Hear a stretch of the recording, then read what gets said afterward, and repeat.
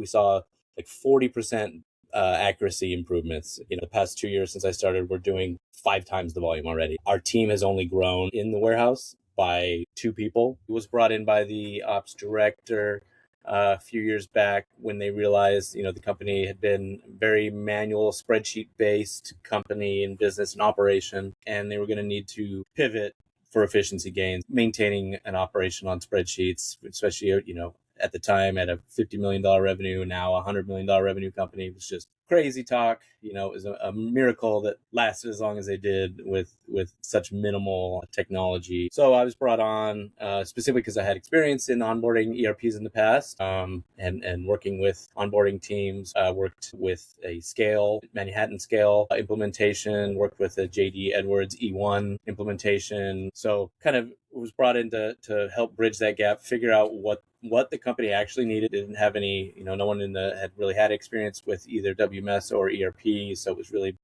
figuring out what did the company need, what were the gaps and where they needed to be filled, and what was the tool. Did we really need ERP? Do we need ERP and WMS? Was it just an OMS? What did we need? And then kind of with my background at Scale, with a company that was using Scale and JD Edwards and RF Smart, and with all this middleware, I knew that was not something I wanted to replicate, and I knew all the complexity and the timeline, and being a fairly lean company, we weren't going to have all these support people in place to support multiple programs bolted together and troubleshooting when anytime that went down. So the priority was kind of looking, and Fulfil came up early on and in that search and checking all those boxes. So we kind of honed in on that in the search and comparing you guys with NetSuite implementation or like an Acumatica with that multi-piece, what that looked like. And, I think it's definitely bore out in the evidence that the support we've gotten from you guys as we've needed to scale and grow and pivot, and how quick it is to add a channel and move things around, and how me by myself am able to make batch templates and add automation rules and add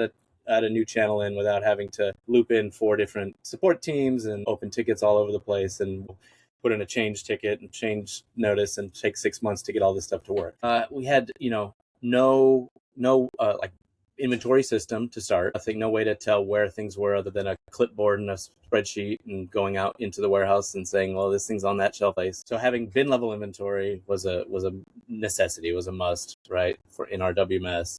So that was a huge transition and shift, fulfilling everything ourselves from our warehouse with Fulfil, which then enabled, that directed picking and pick flow, which we did have just like ShipStation before, but we're just printing batches of orders and someone's manually going in there trying to put light picks together and hand a batch to somebody. Now we've got, an automated pick process that directs through locations. We're batching orders by channels, by products to get the most efficient pick. We're cartonizing before the order's ever picked. So our box is being chosen. No, the packers aren't manually. So, night and day really across the board. It was what we knew we didn't have and what we needed, really just night and day.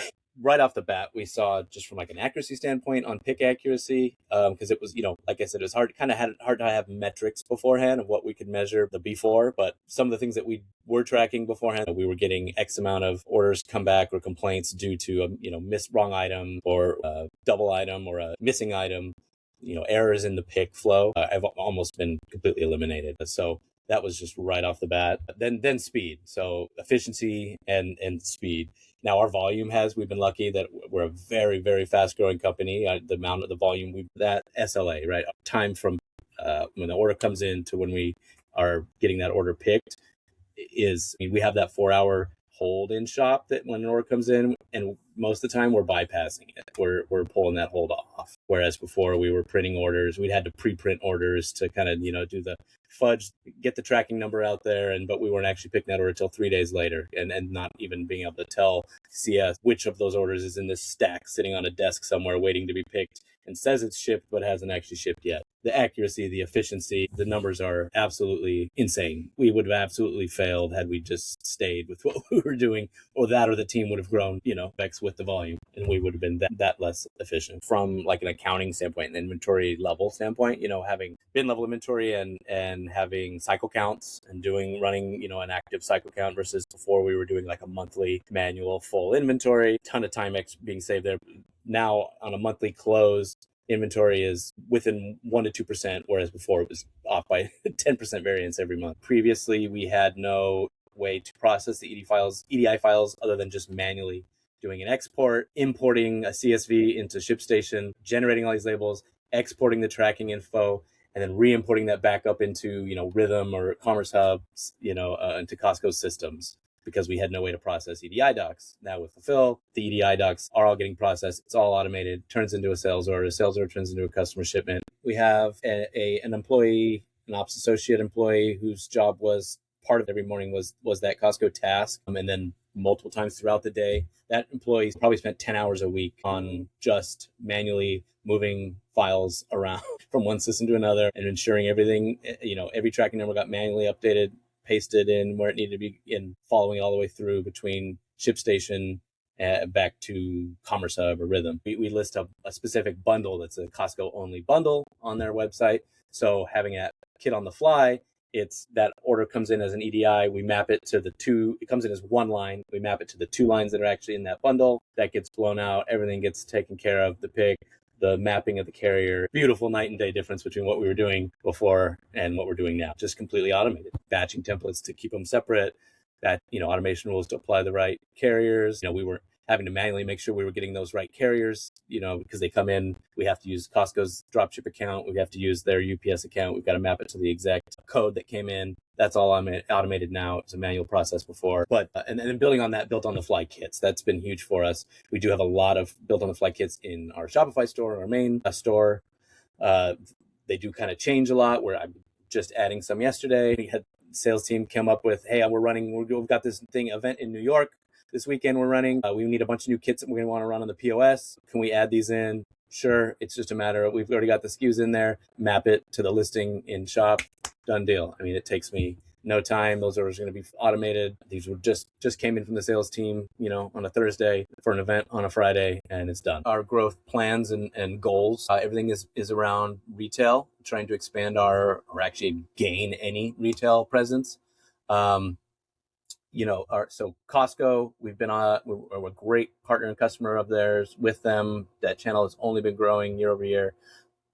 We really want to get in store. That would be huge for us. We've added, since we've onboarded with Fulfil, we've added Best Buy, we've added Salon Centric, we've added Goodee, we've added Consignment to our wholesale that wasn't there at all before. We added a Shopify wholesale store. So we've expanded quite a bit channel-wise. The ability to add those, to map those, to get those on, and to support the team, the sales team has been, very easy, very turnkey.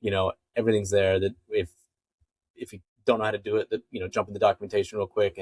But the process is very repeatable, and that's been kind of the easiest thing, right? You get it, just map a new channel, get the listing, map it to your existing products, and done deal. So it's made it very easy to then turn around and not be roadblock to the sales team or to their expansion plans, to say, oh yeah, ops can support whatever you want, whatever you need, whatever your plans are, whatever you want to do. You 6 months from now, you want to do this. Yep, I see, we can do it. Whatever it look like, we can, knowing we can do it is great. That money back guarantee, as you might imagine, is it's big, it's bold, and it has historically led to us having a pretty high return rate. Our return rate is historically about 10%. So the more we grow and scale and the more volume we're shipping, obviously, as return volume stays the same, it means tons of more returns. That has gone up tremendously just in the past year, 2 years, the volume of returns. It's a very manual process. We bring these things in. They might be brand new, or they might be like new, and we do have a refurb process where we're going to clean those. We're going to put them back in inventory, and we're going to put them back in a refurb version SKU, and we're going to list those on and sell them through eBay channel. That used to be a very manual process. Things come in, things are getting changed. Everything's in spreadsheets. We're trying to track how many of these things came in, how many are waiting to be cleaned, how many have been cleaned, how many have then been turned into a refurb, how many got thrown away, how many we're going to send back to China to the manufacturer to do inspect, for QC purposes, to figure out, hey, how can we improve it? Something that keeps happening. All these different processes, steps, and stages were all being controlled manually and with a very large volume of units. That's all completely tracked now, right? The return gets initiated in shop. that's coming in. We're tracking it before it ever comes in the door. We know what's about to come in. We can process it against the actual shipment, the device that was shipped out. All of our devices are serialized. We were tracking that on the way out. Being able to know which order and expecting a return that's coming from helps track back to which serial number is being expected to come back. But then being able to turn that into another SKU, change the value of that product, that inventory now being tracked, not having to manually keep track of new versus refurb, because we've got the system, we got it all automated. eBay picks up, it's got its mapping to its products. It's a bold money back guarantee is heavily impacts ops, but Fulfil has really helped what is a very manual process. Probably our most manual process. It's got to be at least 50% faster. We probably eliminated 3 spreadsheets right off the bat.